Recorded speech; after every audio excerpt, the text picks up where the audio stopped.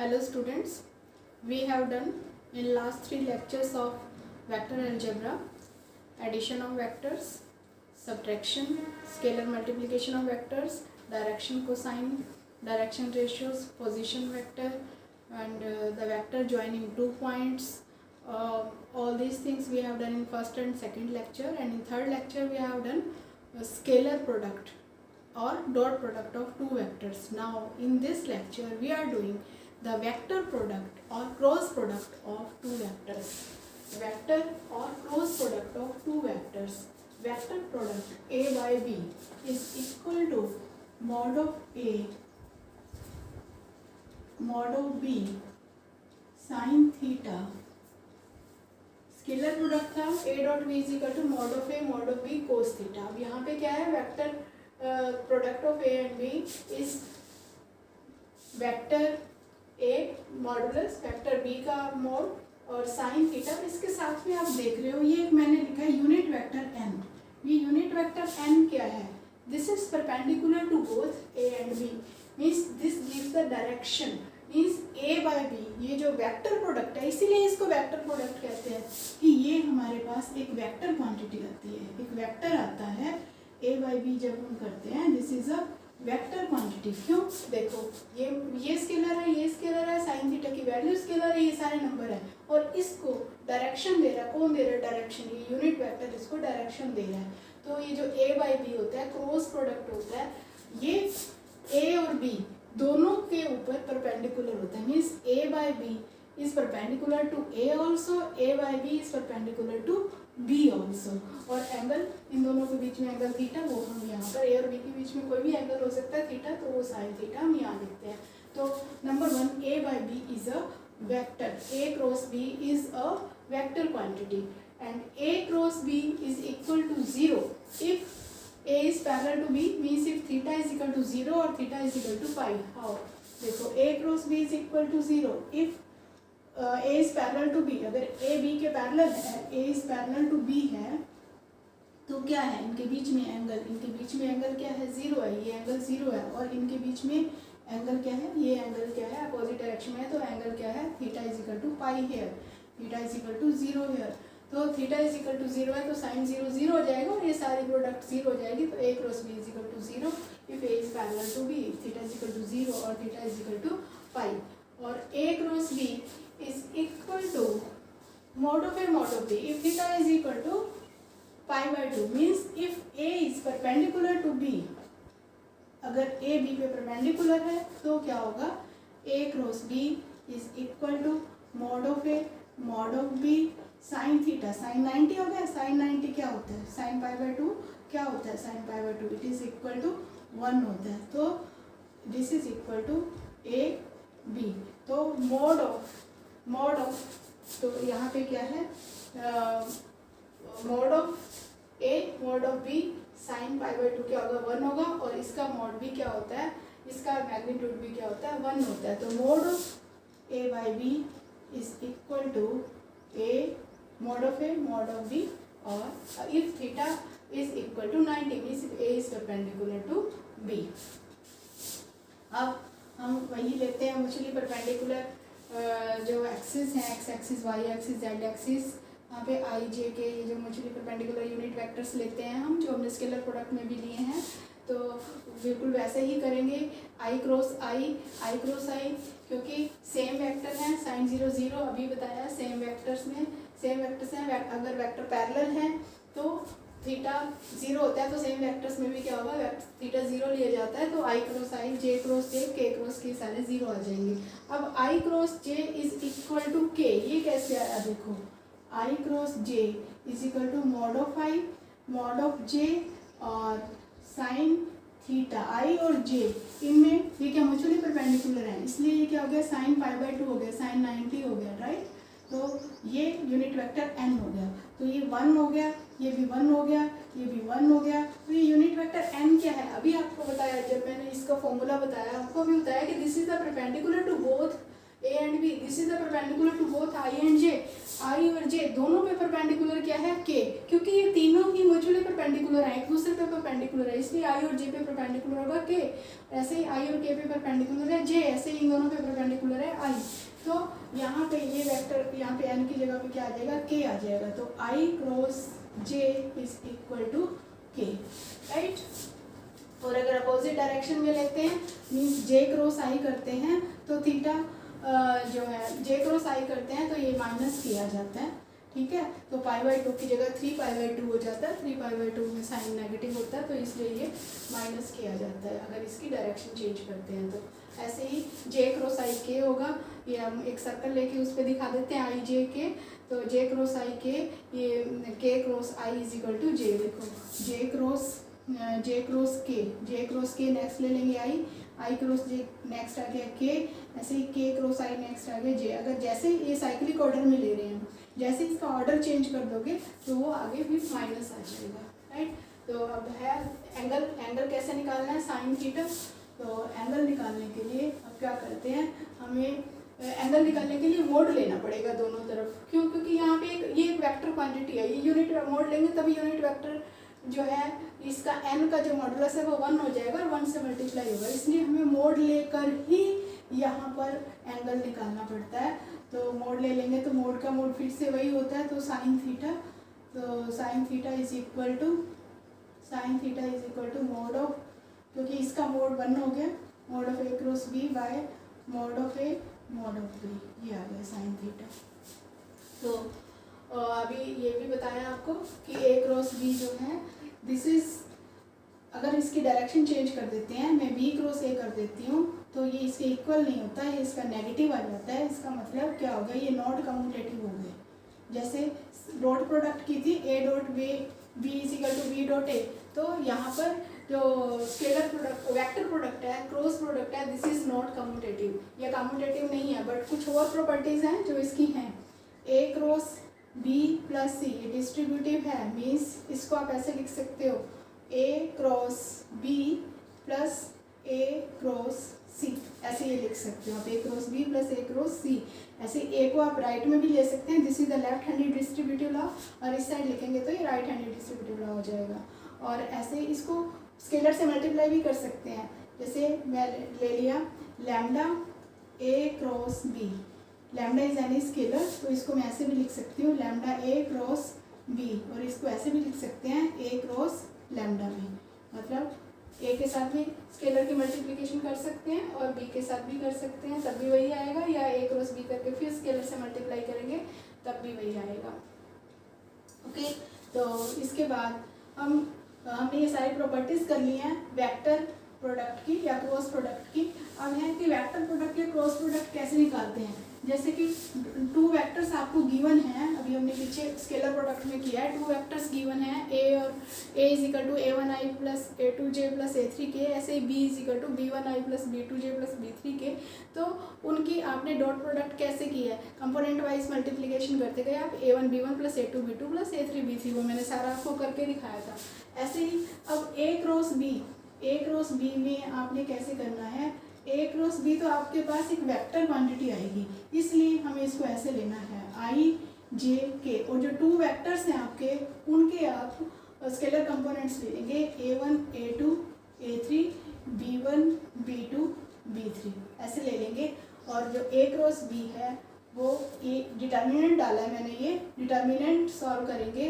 Determinant ऐसे solve करते हैं आपको पता ही है, आई ले लेंगे और ये आ जाएगा आपका a2 b3, जैसे a2 b3 minus b2 a3, right, plus ऐसे माइनस जे आना चाहिए, प्लस जे इसलिए लिख रहे हैं, प्लस जे सिमेट्री लाने के लिए प्लस जे लिख रहे हैं। अब हम प्लस जे लिखेंगे, ऐसे जाने की बजाय लेफ्ट फिर राइट जाने के बजाय पहले राइट चले जाएंगे। a2 के बाद a3 b1 ऐसे ले रहे हैं। देखो यहाँ से भी आपको, देखो यहाँ से भी सिमेट्री चल रही है, a2 के बाद a3 आ रहा है, a3 b1 माइनस आपके पास आ जाएगा जैसे b2 है ना, माइनस यहाँ पे आ जाएगा b3 a1, ऐसे ही प्लस के में उसी तरह से ये डिलीट हो जाएगी और ये कॉलम डिलीट हो जाएगा, तो आपका ये आ जाएगा a1 b2 minus b1 a2, ये आ जाएगा। तो ये आई जे के कंपोनेंट के साथ आ गया ये, तो रेक्टेंगुलर फॉर्म आ गई इसकी ए बाई बी। तो ये जो वेक्टर है ये आपके पास एक वेक्टर आ जाता है, ए क्रॉस बी एक वेक्टर आ गया देखो आई और जे और के साथ। तो एक एग्जांपल मैं आपको करके दिखाती हूँ ए क्रॉस बी कैसे निकालते हैं। फिर से एग्जांपल ले रहे हैं कि ए आपको गिवन है, a is 2i plus J plus 3k, और बी आपको गिवन है, b is 3i plus 5j minus 2k। आपको फाइंड करना है mod of A cross B, आपने निकालना है mod of A cross B. तो पहले आपको ए क्रॉस बी निकालना होगा। तो ए क्रॉस बी के लिए आप क्या करेंगे, जब भी ए क्रॉस बी निकालना है आपने डिटर्मिनेंट लिखना है आई जे के। तो इसके आपने ये कंपोनेंट्स लिख लेने हैं 2 1 3, और इधर आपने यहाँ पे कंपोनेंट लिख लेने हैं 3 5 माइनस 2। अब इसको क्या है आप सॉल्व कर लेंगे आई के साथ। देखो आई के साथ ऐसे सॉल्व करेंगे ना, तो ये -2 है, तो -2 माइनस 15 आई प्लस जे उसी तरह से आप जे सॉल्व करेंगे ये, और लेफ्ट राइट की बजाय पहले राइट लेफ्ट हो जाएंगे। 9 प्लस 4 ये जे हो गया, प्लस के आप ऐसे करेंगे 10 माइनस 3। जो जैसे डिटर्मिनेंट सॉल्व करते हैं बिल्कुल वैसे ही आपको डिटर्मिनेंट सॉल्व करना है। -17 आई प्लस 13 जे प्लस 7 के, ये आपका आ गया ए क्रॉस बी। अब इसका आपने मॉड निकाल लेना है, mod of A cross B. Mod of A cross B ऐसे निकालेंगे, वही X square plus Y square plus Z square under the root 17 का स्क्वायर 289 प्लस 13 का स्क्वायर 169, ये 49 आ गया, और इसका स्क्वायर रूट निकालेंगे आप। इसका स्क्वायर रूट निकालेंगे, ये आपकी वैल्यू आ जाती है 507 आ गया। अगर ये कम परफेक्ट स्क्वायर नहीं है तो इसको ऐसे छोड़ देंगे, नहीं तो इसका आगे निकाल देंगे। तो ये आपके पास आ गया कि how to find the cross product. अब क्वेश्चन है find a unit vector perpendicular to each of vectors a plus B and a minus B where a is equal to this and b is equal to this. मतलब a और b vector given है और आपको a plus B और a minus B पे perpendicular unit vector निकालना है। इसका मतलब क्या हो गया, परपेंडिकुलर यूनिट वेक्टर निकालना है। डायरेक्ट क्वेश्चन नहीं है कि a क्रॉस बी इसका क्रॉस प्रोडक्ट निकालो, परपेंडिकुलर यूनिट वेक्टर निकालना है। इसका मतलब आपको ये कंसेप्ट, ये बात सोचनी है आपको। यहाँ से पता है कि कोई भी एनी टू वेक्टर्स हैं उनके ऊपर परपेंडिकुलर यूनिट वेक्टर, उनके ऊपर परपेंडिकुलर वेक्टर कौन सा होता है, जिसकी क्रॉस प्रोडक्ट, जो क्रॉस प्रोडक्ट होता है वो परपेंडिकुलर होता है। यहाँ पे परपेंडिकुलर यूनिट वेक्टर निकालना है, तो पहले आप उन दोनों के ऊपर परपेंडिकुलर निकालेंगे और फिर उसका आप यूनिट वेक्टर निकालेंगे, जो हमने स्टार्टिंग में किया फर्स्ट लेक्चर में। तो देखो करते हैं ये कंप्लीट क्वेश्चन मैं आपको करके दिखा देती हूँ आपकी प्रैक्टिस के लिए, और आपको अच्छे से आ जाएगा करना। ए और बी आपको 2 वेक्टर्स गिवन है। Vector A this is equal to, vector A is equal to I plus J plus K, और वेक्टर बी जो है वो आपको गिवन है आई प्लस 2j प्लस 3k, आई प्लस 2j प्लस 3k। तो a प्लस बी करना है और a माइनस बी करना है। a plus B component wise addition करेंगे, क्या जाएगा 2i plus 3j plus 4k, और a माइनस बी कर लेंगे, a माइनस बी करेंगे, ये i तो ये 0 हो जाएगा, a माइनस बी माइनस जे और माइनस 2k, ये आ गया। अब इन दोनों पे एक आपने परपेंडिकुलर वेक्टर निकालना है, तो इसका मतलब a प्लस बी आपका एक वेक्टर हो गया, दूसरा वेक्टर हो गया a माइनस बी। इन दोनों की आपने क्रॉस प्रोडक्ट निकालनी है। अभी एनी टू वेक्टर्स की क्रॉस प्रोडक्ट निकालने के लिए अभी हमने किया था आई जे के, यहाँ पे डाल देते हैं 2 3 4 0 -1 -2। तो इनकी हम क्रॉस प्रोडक्ट निकालेंगे, सॉल्व करेंगे। तो ये आपका आ जाता है -2i plus 4j minus 2k। मान लिया ये वेक्टर c है, राइट।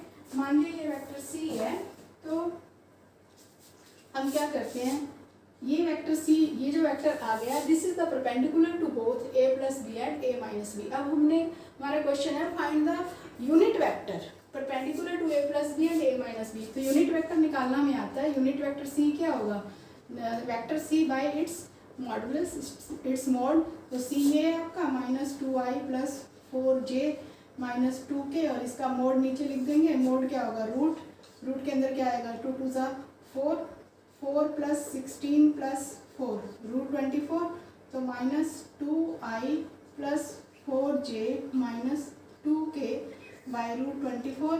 तो रूट 24 को आप 4 6 या 24 2 रूट 6 लिख सकते हैं। तो -2i plus 4j minus 2k यहाँ पे लिख सकते हैं 2 रूट 6।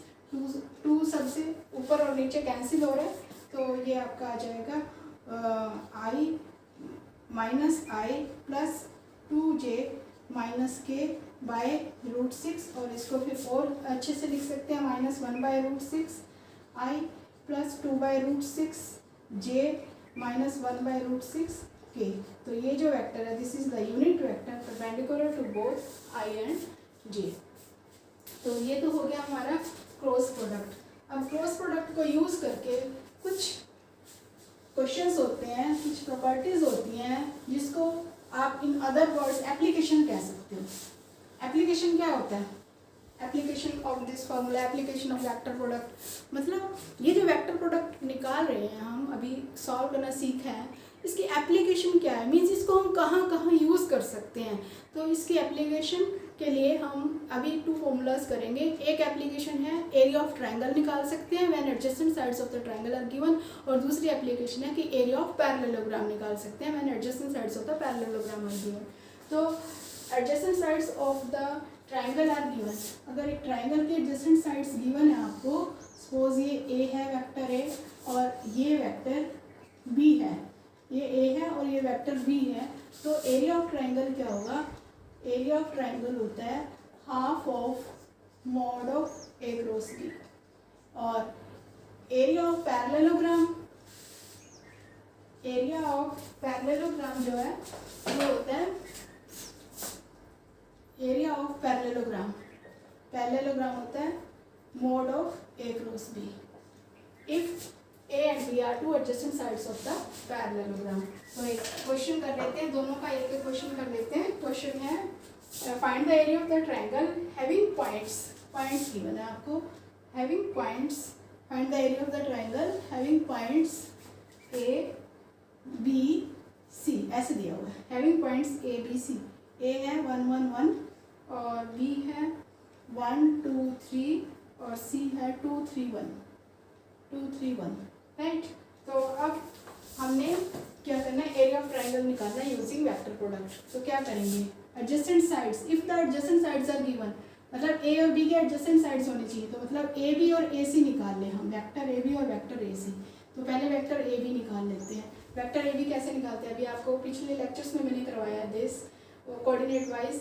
1 - 1 0 हो जाएगा, ऐसे 2 - 0 मतलब 0i plus 2 - 1 1j plus 3 - 1 2k, ये ए बी हो जाएगा।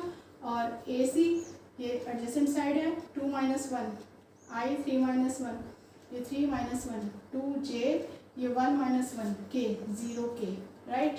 तो ए बी और ए सी, तो ए बी बाई ए सी ये हम इनकी क्रॉस प्रोडक्ट ले लेंगे। ए बी बाई ए सी की क्रॉस प्रोडक्ट क्या करेंगे, आई जे के, अभी आपको सिखाया था, ये 0 है 1 2 1 2 0, राइट। इसकी क्रॉस प्रोडक्ट ले लेंगे, देखो क्रॉस प्रोडक्ट लो, आई इस तरह से 1 - 4 आई हो गया, और जे के लिए दिस ये और ये कैंसिल हो गए, और ये हो गया 2 - 0 प्लस 2j हो गया, और k के लिए ये 0 - 1 तो ये -k हो गया। ये आपके पास ए बी बाई ए सी आ गया। और एरिया ऑफ द ट्राइंगल क्या होता है, half of mod of A B by A C. तो पहले इसका मोड निकालेंगे।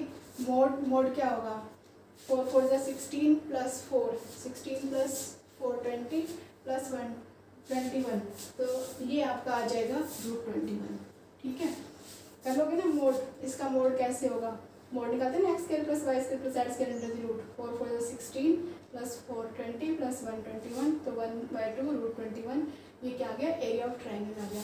ऐसे ही एरिया ऑफ पैरेललोग्राम निकाल सकते हैं अगर आपको टू एडजेसेंट साइड्स गिवन हो, चाहे वर्टिसेस गिवन हो, चाहे आपको वेक्टर्स गिवन हो, कुछ भी गिवन हो, तो आप एरिया ऑफ पैरेललोग्राम निकाल सकते हैं। एक छोटा सा क्वेश्चन लास्ट में आपको करवा देती हूँ इसका। अभी तो आपको वर्टिसेस गिवन थे, तो आपने कैसे पहले उनके वेक्टर्स बनाए और फिर उनको इसमें पुट कर दिया एरिया ऑफ ट्रायंगल के लिए। अब हम कर रहे हैं, आपको इस केस में वेक्टर्स गिवन है और आपको एरिया ऑफ पैरेललोग्राम निकालना है।